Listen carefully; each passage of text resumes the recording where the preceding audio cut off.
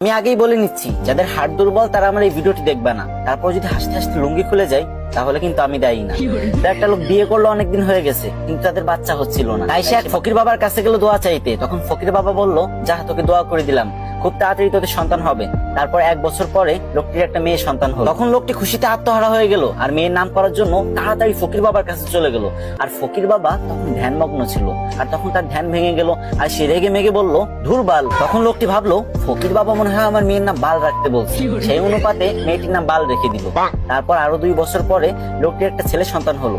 তারপর লোকটা খুশিতে ফকির বাবার কাছে চলে গেল ছেলেটির নামকরণ করতে। কিন্তু এবারও ফকির বাবার ধ্যান ভাঙার কারণে ফকির বাবা বিরক্ত হয়ে বলে উঠলো, ধুর চ্যাট।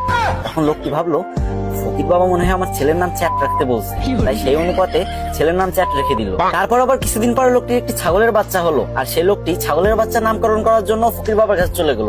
কিন্তু তখন ফকির বাবা একদমই ধ্যানমগ্ন ছিলেন না, আর যখন দেখলো ছাগলের নামকরণ করার জন্য তার কাছে আসছে, তখন সে প্রচন্ড রেগে গেল আর বলল, তুই একটা ছাগলের নামকরণ করার জন্য আমার কাছে আইসোস, যা তো ছাগলের বাচ্চার নাম পুটকি রেখে দিল। তারপর ছাগলের বাচ্চার নাম পুটকি রেখে দিল। তারপর ছেলে মেয়ে বড় হলো। তারপর লোকটি তার মেয়ের জন্য বিয়ে ঠিক করলো। কিন্তু যখন মেয়েটির জামাই বিয়ে বাড়িতে পা রাখলো, তখন সবাই চিৎকার করে বলতে লাগলো, এই বালের জামাই আইছে, বালের জামাই আইছে, তাড়াতাড়ি ওরা বরণ কর, আমাকে বালের জামাই আইছে।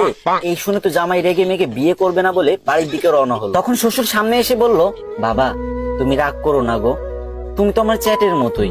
এটা শুনে তো জামাই আরো রেগে গেল আর বিয়ে করবে না বলে আবারও বাড়ির দিকে রওনা হলো। ঠিক তখন শ্বশুর মশাই এসে জামাইয়ের হাত ধরে বলল, বাবা ও বাবা, তুমি আমার পুটকির 1 টুকরা মাংস না খেয়ে কোথাও যেতে পারবা না বাবা। এই কথা শুনে জামাই বেহুশ। আর আমি জানি আপনি এখন হা হা করে হাসতেছেন আর এটা ভাবতেছেন যে আমি ভিডিও করার সময় হাসলাম না কেন। আরে ভাই, 2টা বড় বড় লাইটের সামনে ভিডিও করার যে গরম সহ্য করা যায় না ভাই, পুরো ঘেমে গেছি। এত কষ্ট করে আপনাদের জন্য ফানি ভিডিও বানাই আর আপনারা শেয়ার করেন। যদি মন চায় তাহলে এই ছোট ভাইয়ের ভিডিওটা একটা শেয়ার করে কমেন্ট বক্সে বলে যান, আমিও দেখবো আমাদের কে কে ভালোবাসে।